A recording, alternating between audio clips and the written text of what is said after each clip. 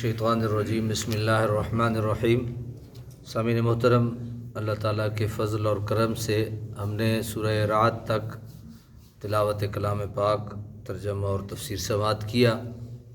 اس سے آگے سورہ ابراہیم ہے اور یہ ترتیب کے لحاظ سے 14 نمبر سورہ ہے۔ آج اس کا حسب معمول تعارف ہوگا اور اس کے بعد انشاءاللہ اسے آگے شروع کریں گے۔ اس سورہ کے چھٹے رکوع میں سیدنا ابراہیم علیہ السلام کا ذکر مبارک ہے، اس لیے اس نام کو اس سورہ مبارکہ کا عنوان مقرر کیا گیا ہے۔ اس سورہ میں 7 رکوع ہیں، 52 آیتیں، 861 کلمات، 3434 حروف ہیں۔ زمانہ نزول: یہ سورہ مبارکہ مکہ میں نازل ہوئی۔ اس کے مطالعہ سے پتہ چلتا ہے کہ یہ مکی دور کے اس سال میں نازل ہوئی جب کفار نے ہر قسم کے تعلقات کو نظر انداز کر دیا تھا اور بڑی شد و مد سے کھل کر اسلام کی مخالفت شروع کر دی تھی۔ انہوں نے حضور علیہ الصلاۃ کو صاف صاف بتا دیا تھا کہ وہ اس دعوت کو ہرگز قبول نہیں کریں گے، اور برملا یہ دھمکیاں دینے لگے تھے کہ اگر تم باز نہ آئے تو آپ کو اور آپ کے ساتھیوں کو مکہ سے جبراً نکال دیا جائے گا۔ اپنے اس مرکزی شہر میں ہم آپ لوگوں کی موجودگی زیادہ دیر تک برداشت نہیں کر سکتے۔ یہ صرف کھوکھلی دھمکیاں ہی نہیں تھیں، بلکہ انہوں نے ایسے منصوبے بنانے شروع کر دیے تھے تاکہ ان دھمکیوں کو عملی جامہ پہنا سکیں۔ ان حالات کو پیش نظر رکھا جائے تو یہ نتیجہ اخذ کرنا مشکل نہیں کہ مکی زندگی کے آخری دنوں کی یہ بات ہے اور انہی حالات میں یہ سورہ نازل ہوئی۔ واللہ تعالی اعلم۔ مضامین: اس سورت کا آغاز اس حقیقت کے بیان سے ہوا ہے کہ اللہ تعالیٰ کے محبوب صلی اللہ علیہ وسلم کو یہ عزیز صحیفہ رشد و ہدایت دے کر اس لیے مبعوث کیا گیا ہے کہ آپ لوگوں کو گمبھیر اندھیروں سے نکال کر ہدایت کی روشنی کی طرف لے آئیں، تاکہ لوگ عزیز و حمید پروردگار کی راہ پر پورے یقین کے ساتھ گامزن ہو سکیں۔ اس کے معاً بعد یہ بتا دیا کہ منکرین حق گوناگون بیماریوں کا شکار ہیں۔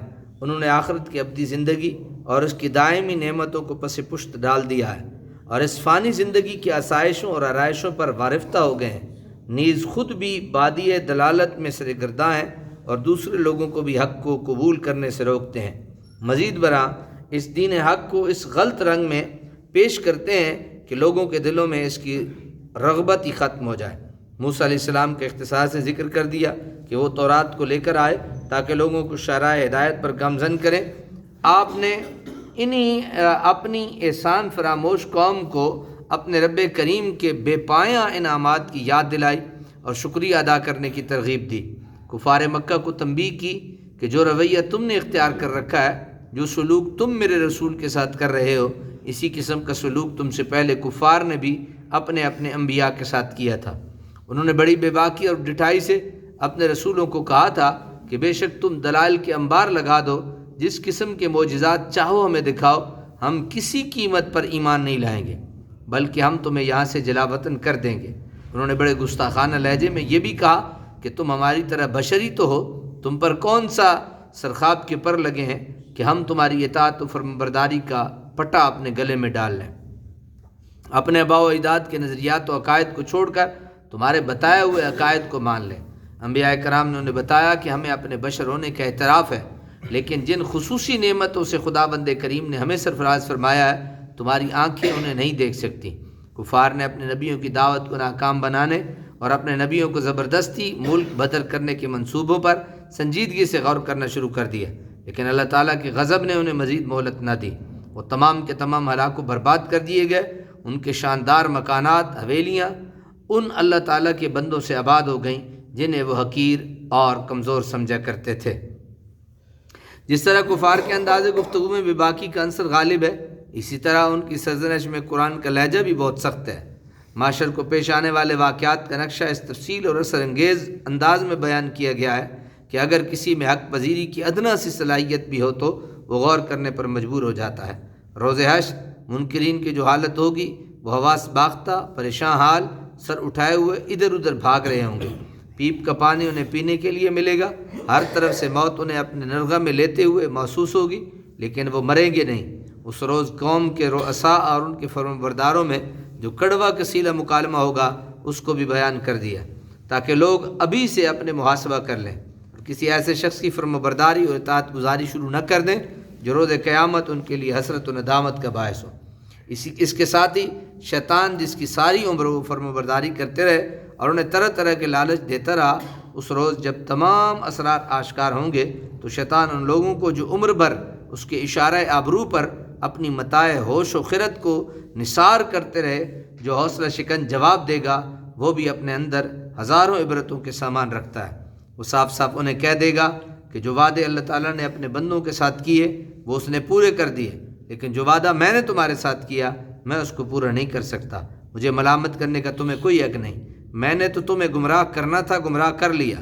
یہ تمہارا کام تھا کہ اپنی عقل و خرد سے کام لیتے، اللہ تعالیٰ کے نبی کے بتائے ہوئے راستے پر گامزن رہتے، اب اپنی نادانی کی سزا بھگتو اور اپنے آپ کو کوسو۔ اس کے بعد حضرت ابراہیم علیہ السلام کے حالات کا تذکرہ ہے، ان کی پیاری پیاری دعائیں ہیں جو انہوں نے بڑے خلوص اور نیاز سے اللہ کی بارگاہ عظمت میں پیش کی، کعبہ کے شہر کے لیے، اس شہر کے مکینوں کے لیے، اپنی اولاد کی ہدایت اور رزق حلال کے لیے التجائیں کی۔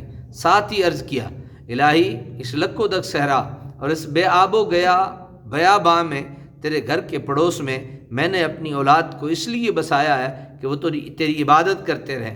الہی لوگوں کے دلوں میں ان کی محبت اور لگن پیدا کر دے تاکہ وہ ان کے پاس کھچ کھچ کر چلے آئیں۔ یہ وادی جہاں سرسبزی و شادابی کا دور دور تک نشان نہیں، اس وادی میں رہنے والوں کو کھانے کے لیے تازہ پھل عطا فرما۔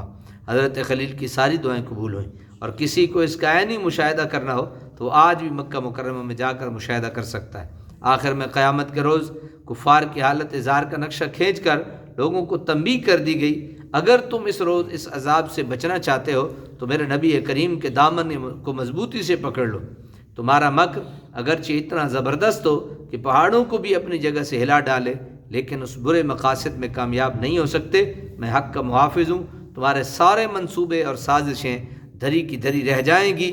اللہ تعالی ہم سب کو اپنا عرفان اور صراط مستقیم پر ثابت قدمی سے آگے بڑھنے کی توفیق عطا فرمائے۔